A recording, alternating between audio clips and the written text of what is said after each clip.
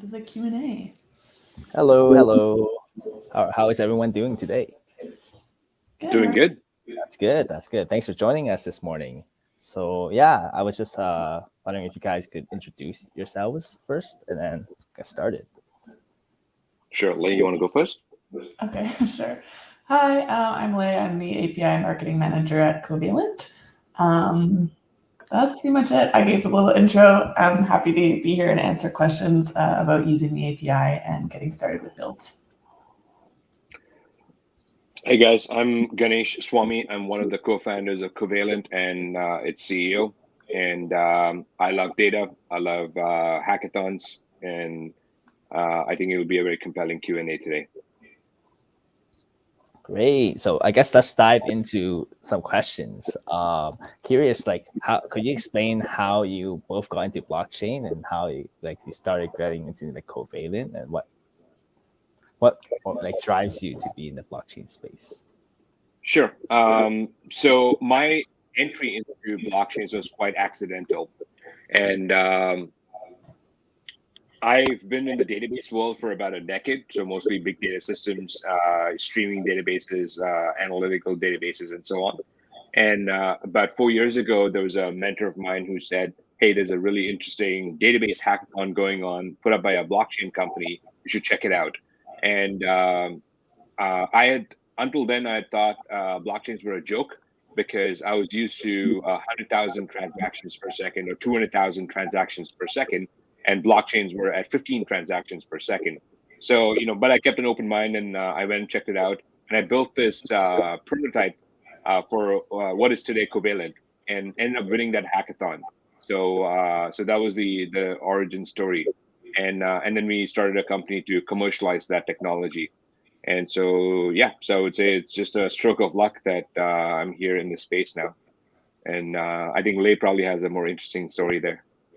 I was going to say yours is more interesting. No, I studied economics in university and first heard about blockchain as kind of one of the disruptive technologies that could make sort of an impact in a lot of different areas. So I started looking into it personally, but it's kind of a hard thing to learn more about yourself. It really helps to find other people in the space, or like a good recommendation of resources. And I actually found the Covalent Alchemist program, which is a teaching program that, it's a teaching and a learning and development program that Covalent started back in March. And I was one of the first 25 people to go through that. And it was really great because I learned a lot, and I was able to connect with people, make friends. And that totally accelerated my passion for this space, and then came on full time with Covalent. So since then, I'm still addicted. Nice. So a lot of individuals are really curious about the blockchain space. Like, a lot of people don't know what blockchain is. Could you explain what blockchain is, how Covalent fits in the picture specifically? Yeah, it's a great question. It's something that I've been trying to figure out myself for many, many years now. And I've been in this space for 4 years now. Think of blockchains as an open database that is a lot more secure, and where property rights are redefined. So, this is a mouthful, but essentially think of a database like any application, in any computer application, any business process out there has a database on the back end, but usually the database is under the custody of the application operators. Here, that database is owned and operated by the people who own that service. So there's full transparency, it's fully secure, it's immutable, and so it has a lot of these benefits. So if you're going to rebuild a society with implicit trust guardrails, then blockchains are the right technology to facilitate that transformation. Because overall, what's happening in society is trust is at an all-time low. Everything from election numbers to COVID numbers to what's going on with our taxpayers' money. There's just no transparency anywhere in the system, and regular people are trusting the institutions less and less. So I think it's time that we rebuild those the infrastructure pieces where trust is built in. So that's what blockchains are.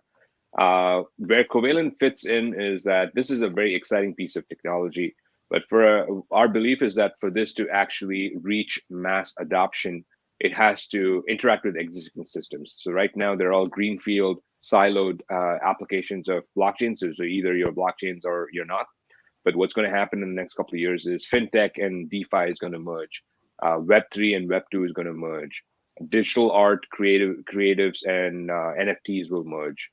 And at that point, you'll need bridging technologies because these two systems will coexist for a very long time. I'm talking decades. And so Covalent is that bridging technology. Covalent actually comes from covalent bonds in chemistry, if you remember your high school chemistry. So we're that bond between centralized and decentralized systems. Cool. You answered a few questions actually. So, how can a beginner computer science student get involved? Like someone that is new to the space in blockchain, how do you recommend they could get involved with this space? So I can give what I think makes sense, and Lei can actually share her story because she was just out of college and she got involved in the blockchain space, and now she works full time at Covalent. So I think that's an amazing success story. So you have to, for any new technology, you have to have innate interest in it, right? It's less about a career, less about those things, though it can be a driver. So I would recommend play around with these technologies. And at Covalent we have an onboarding guide. We have a technical onboarding guide and a non-technical onboarding guide. So definitely go through the onboarding guide and play with the Covalent API. Go buy some NFTs, do some transactions. Go participate in a couple of DAOs. So they're like decentralized autonomous organizations behind anything. This whole thing is about participation. So it's not passive. It's not passive. It's not like you drop in your capital and that's it. You actually have to roll up your sleeves and get to work. So the best way to get involved is go in and participate. And one of the innate features of Web3 is it's permissionless. You don't have to ask for people's permission. You just go in, and be part of that community if you feel that that's your right community. So I would say that's your best bet.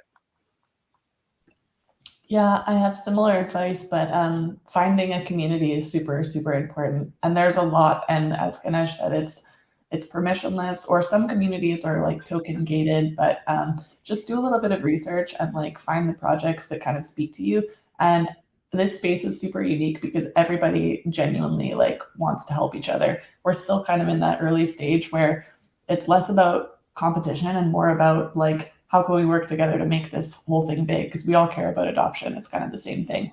So find a community, and then actually, like if you go to our doc site, covalenthq.com/docs, there's quite a few onboarding resources there. You would, depending on what you're interested in doing, like check out a bunch of different resources. But one of the main focuses for a lot of people in this space is education, because obviously, like we want to onboard more people from kind of Web 2 into Web 3. And it's not necessarily an easy thing to do, but making like good friends, good connections, and just having like open conversations, you'll definitely get pretty far. And it's easy to like work vertically up the chain too. You're not going to be just talking to other students necessarily. Like you can talk directly to the CEOs and stuff of other companies. Everybody's really willing to help each other out. So yeah, that's my advice. Really good answers right there. Another one would be like, why do you think blockchain and Web3 is going to be important for the future, and where do you think it's heading? So it's a very interesting question, right? I've definitely bet my career on Web3 taking shape, and I want to be part of that future, not the current systems that are in place. And so if you look at everything that's happening in society, I think it's just not. It's not designed for the future, right? It's not how we should be trending, right? With all the scams and all the fraud, and just trust. People don't trust each other. People don't trust the government, and there's no reason to. That's the point, right? It's not like your big brother is overseeing your activities. But I'm saying like you shouldn't have to trust anyone, right? Let's use mathematics and cryptography to ensure that there is no malicious or accidental fraud, right? Any omissions. So let's rely on math. So that's really what Web3 enables. And I think if you look at all of the big, I would say things that there's a lot of tension around, like our Uber drivers, employees, or contractors, right? Are artists paid enough, for example? How come there's like a lot of these questions where Web3 solves a lot of those things, where the Web3, the equity, the access to opportunity is really democratized, right? So I think that's something new. I think that's a very compelling future. So at least that's why I believe Web3 will be big in the future, and it's trending towards that way, right? It's really cool to see a lot of the early primitives being being put into place and taking shape. Nice. And what are Covalent's long-term goals? So Covalent is an indexing and query solution. So that's what it is. And what we have built over the last 4 years is a centralized product. And this centralized product is best in class. It has tens of thousands of developers using the API. It's a developer API product, right? There's no retail component to it. There's no UI. And so I think we have been quite successful building this product and carving out our own niche with a very differentiated product in the market. So that's what Covalent's trajectory has been over the past 4 years. But the future of Covalent is to make Covalent, the protocol and the network, Web3 native. What that means is make it decentralized, make it ensure that the people operating the network actually financially accrue value from the network picking up steam. And so that is a big transition that we're going to be doing over the next couple of years. So the first phase of that transition, which we've been building over the past year, is taking shape, is shipping in Q1 of next year. So over the next couple of years, what's going to happen is the same product, same service, same value prop. It's just going to be more resilient, cheaper, faster, and better. And it's also a public good now, so that we're contributing back to society rather than a for-profit corporation that's exploiting an opportunity. Great. And what differentiates Covalent from its competitors? Maybe Lei can take that one. From its competitors, usually it's like we're often compared to one competitor. But it's kind of a philosophical difference is how we describe it. So there's kind of two ways of presenting data, or there's two ways of like thinking about the data pipeline, which is like an ELT versus an ETL framework. So one of those is extract, transform, load. The other is extract, load, transform. But the way that we do it, as opposed to competitors, is if you were using somebody else, you'd have to build out all of this infrastructure in order to ask the questions that you want from the blockchain, basically. So it's something that's a little more complex. It's like building subgraphs, for example, where it takes a lot of technical knowledge and it takes a lot of time. And once you do that, it's not as easy to like switch between different chains or something or apply that project globally. But with Covalent, we just provide all of the data up front. Like we have all of that loaded. And then from there, people are making faster calls into the database. And basically, if you just switch the parameters in your calls, you can apply that across like different blockchains. And we support about 18 right now. So rather than like, there's this analogy of fishing, rather than like taking a fishing rod out and like casting a net and grabbing one fish that you like specifically want, it's kind of like, I know this is kind of bad environmentally, but it's kind of like having a huge net that just grabs all the fish and then you just choose whichever ones you want. And how would you describe Covalent's company culture and values? I can take this one. So I think we are a mission-driven company, right? So if you look at the founders, we really struggled in the initial years. Levi is the other co-founder of Covalent. I think he's a UBC grad too. I wish everyone at Covalent were SFU grads, but most of them happen to be UBC grads. But I'm an SFU grad, so I think we're out there to actually build a meaningful product, get adoption, and have a big impact on society. So that's really what our ambition has been. And there've been lots of shortcuts that we had shortcuts to take. Like we had an acquisition offer from Coinbase early on, and we turned that acquisition. It would have been very lucrative financially, and there was literally we were weeks away from bankruptcy, right? So we really want to build something, and we slogged through the bear market because 2018, 2019 wasn't a fun time to be around in the blockchain space.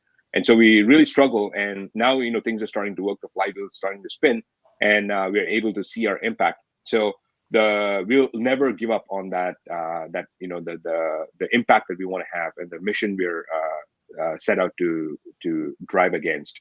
And so we have a very structured core values program, and incidentally, it happens to use their 4 core values, and it's FOUR. That's the start of the acronyms. So F is first principles. That's one of our core values. O is ownership. U is urgency. And R is relentlessness. So FOUR, those are our core values. And anyone who's not in line with those core values, doesn't demonstrate those core values, it's just not a good fit. And if you can see, everyone at Covalent has been, so that's what binds us together. You had also mentioned that you had some struggles when building Covalent. Could you discuss some of the challenges you face in getting where you are now?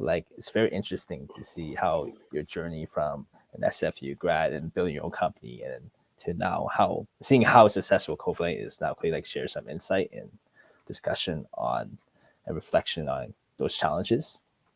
Yeah, so just to set the record straight, we are not successful. It's too early to make victory laps. I think we're just getting started. So I don't think we're successful just yet. I think there's still a long way to go, and we're definitely not out of the red zone.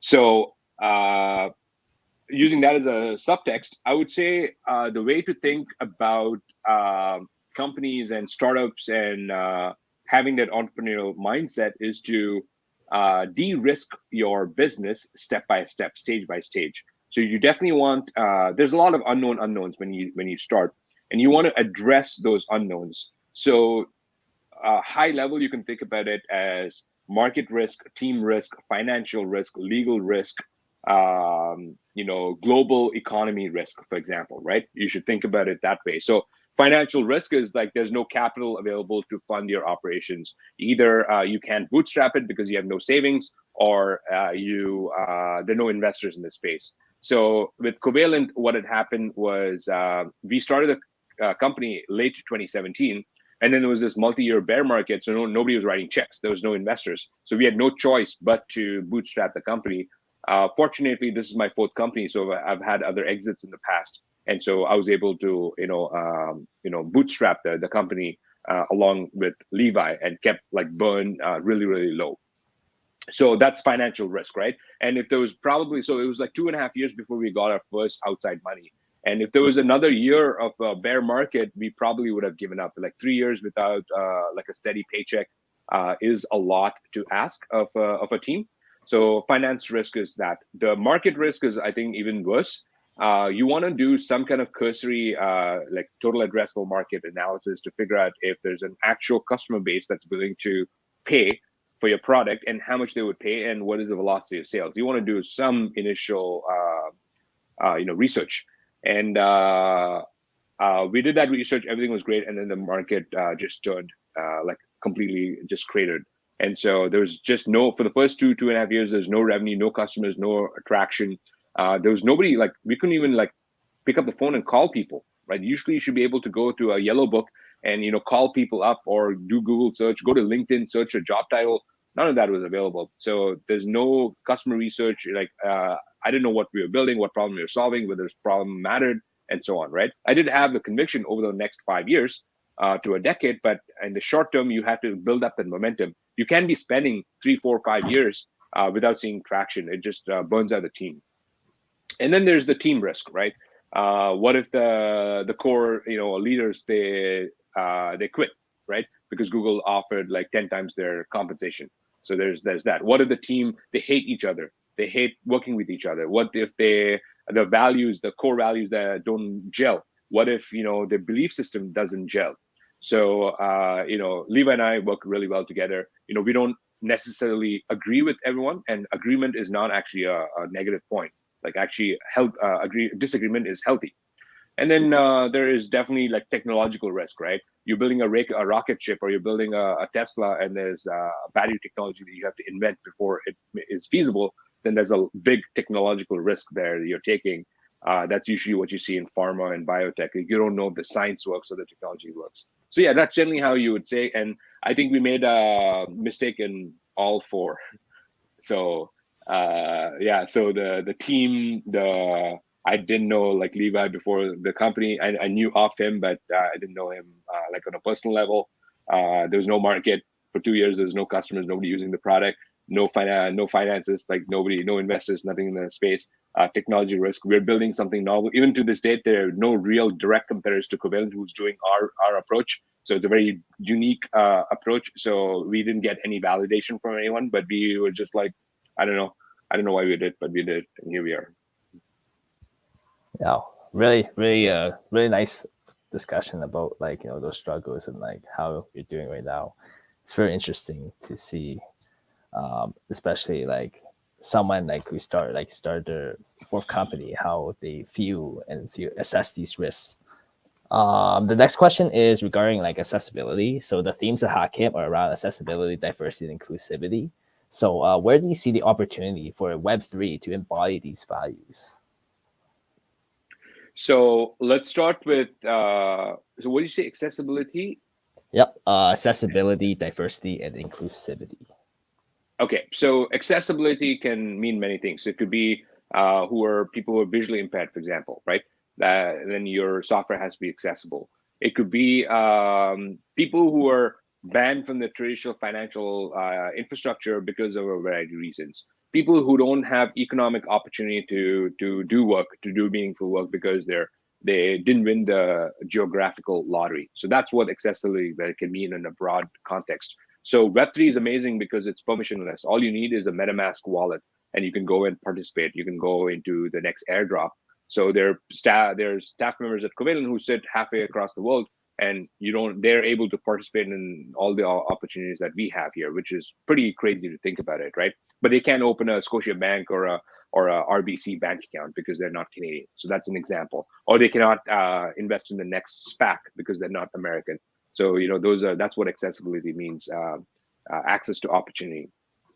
Inclusivity is that most of the things are pseudo-anonymous, and most of the exclusionary principles happen when you see someone's face and you don't, maybe just an example, if there's someone wearing a hijab, right, and then there's like a challenge there, or someone is wearing a turban and then there's a challenge there. But here, you're just a wallet address. There's no face, right? And if you look at a lot of the inclusivity HR policies, they actually mask the first name and the last name, and then they mask the languages they know, and they just evaluate a candidate based on the merits rather than these extra factors. So that's inclusivity. Diversity is a tough question because these systems are not at mass scale just yet, which means it's always self-selecting. What that means is that it's kind of a bubble or a echo chamber. So I don't have a good answer to how these systems are diverse. That's okay. The answer was very solid. And another one is about, I guess, Covalent. Like, how does Covalent support the growth and professional development of their employees? Yeah, this is a great question. So we have an unspoken rule at Covalent. I guess now it's like written because we have a handbook, so it's written handbook. But like at Covalent, I want, as a founder, I want everyone to be at Covalent forever, right? Basically. So like people like Leigh, we chain her to her desk. No, just kidding. We don't chain anyone to the desk. But yeah, so we want everyone to be at Covalent. Of course, it's voluntary, right? So it comes in like, again, I always think like in structured like prongs or pillars or the initiatives, like it's always bulleted in my list. So first thing is that your compensation should be best in class, above market, right? Financially, it has to make sense. Nobody on the team should be looking at another job purely for financial reasons, right? That just doesn't happen at Covalent. Second thing is that you want the work to be challenging, because we've taken on a extremely uphill, like literally vertical ascent right now at Covalent, right? So it's a hyper growth, very aggressive, objectives that we have for ourselves. So the work is very challenging. And the minute we take on easy problems to solve, I think the core team will quit because the job is not challenging enough, right? They want that climb. They want that thrill. They want that, adrenaline rush of solving hard problems and being first. And so that the work needs to be challenging. Third thing is that because we drive so hard, you want people to take a step back and relax. So here, our summers are 4 days a week. So literally May through August, it's just Monday to Thursday. And then every weekend is a long weekend. And the staff really enjoy that. I don't know if Lei was around when that program was were you there? Yeah. So, it's an amazing program. You just work hard for 4 days, and every weekend is a long weekend. Sometimes it's an extra long weekend. So like it's 4 days off. It's like you're on vacation, but you're coming into work like 4 days, and then it's like great during the summers. And we pay a premium to live in Vancouver, so why not enjoy the beaches and the parks and so on. And then the fourth prong is the education bonus. So we're so busy with Covalent that there's no time to invest in ourselves. So we give $1,000 to every team member, and you can go invest in any kind of educational program. It doesn't have to be Covalent, it doesn't have to be Web3. There are people who are taking language courses or cooking classes, or like martial arts, MMA fighting. Someone is learning MMA. So that's great. I think that's what it's about. So I would say those are like high level. Of course, the work itself is pretty cool, and it's a market leading product. So whether you want to work for a leading company solving unsolved problems or something, it depends on the personality. And since Covalent started from a hackathon, do you run internal team hackathons as well? So we used to actually, like before our hypergrowth, we used to run these internal hackathons, and the reason were for the wrong reasons though. The reason is that we had no market, no customers, so we were always thinking of new ideas and new problems to solve and figure out if there's a market. We didn't know what we were doing, so that's why we were running internal hackathons. But I think we've just been so busy. Like in the past 15 months, we've gone from 3 people to 50 people, right? So we've gone through that hyper growth. So it's been a little difficult to find time for hackathons. But I think next year we will do internal hackathons. We definitely had some problem-solving events at our retreat. So every year we have a retreat. We flew the team into Whistler, and it was like a couple of days, like just having fun. So we had internal activities at the retreat, but not a hackathon per se. And I guess I think we're running out of time. I'll ask one last question. How is it like to make a transition from a hackathon project to a startup? What kept you motivated?